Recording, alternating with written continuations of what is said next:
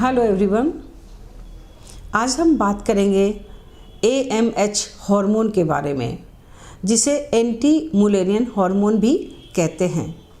ये हार्मोन क्या है और इसका हमारे शरीर पर किस तरह से असर पड़ता है और क्या इसका महत्व है।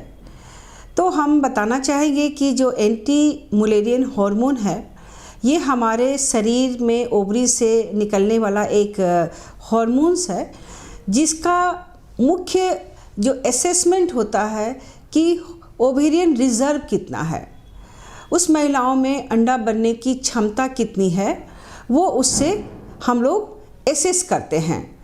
कभी कभी देखते हैं कुछ महिलाओं में AMH की संख्या काफ़ी कम रहती है और किसी किसी में बहुत ज़्यादा होती है। नॉर्मल रेंज जो इसका है वो 2.5 to 4 होता है, जिसमें कि उसकी फर्टिलिटी जो है वो काफ़ी अच्छे से देखी जाती है। लेकिन अगर AMH का वैल्यू कम होता है, उसमें भी एक बहुत बड़ी समस्या ओव्यूलेशन और फर्टिलिटी को लेकर होता है। और जब 4 से ज़्यादा होता है तो उसमें भी हमारे जो क्वालिटी ऑफ oocytes है वो भी अफेक्ट करते हैं। AMH का जो शरीर में रेंज है वो बिल्कुल ही इम्पॉर्टेंस रखता है जब भी हम फर्टिलिटी की बात करते हैं। तो अब AMH किस किस कारण से ये अफेक्ट होता है, तो ये जो AMH का वैल्यू है वो उम्र के साथ घटता चला जाता है। जैसे जैसे हम मेनोपॉज की तरफ बढ़ते हैं तो उसमें AMH का वैल्यू घटने लगता है।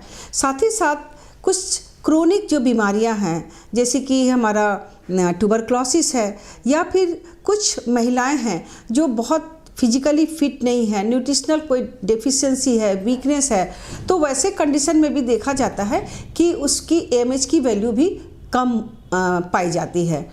बात करेंगे कि AMH को बढ़ाने के लिए हमारे पास क्या उपाय हैं। तो आमतौर पर एक न्यूट्रिशनल सप्लीमेंट हम लोग यूज़ करते हैं ताकि उसका AMH को हम लोग बढ़ा सके।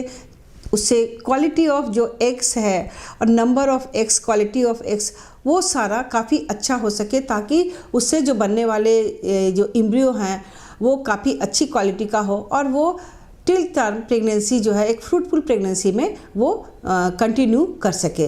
अदरवाइज़ अगर AMH अच्छे नहीं होते हैं तो क्वालिटी ऑफ एम्ब्रियो भी नहीं बनते हैं और उसका जो इफ़ेक्ट होता है वो मिसकैरेज, और या नहीं तो हमारा वो प्रेगनेंसी में उसको बीच में भी रिकरेंट एबॉर्शन या तो फिर कंटिन्यूएशन ऑफ प्रेगनेंसी में काफ़ी दिक्कतें होती है। तो AMH हमारे शरीर का एक बहुत ही इम्पॉर्टेंट हार्मोन है और जो एसेस करता है कि हमारा जो फर्टिलिटी है वो कितना प्रिजर्व है, कितना संचित है हमारे शरीर में।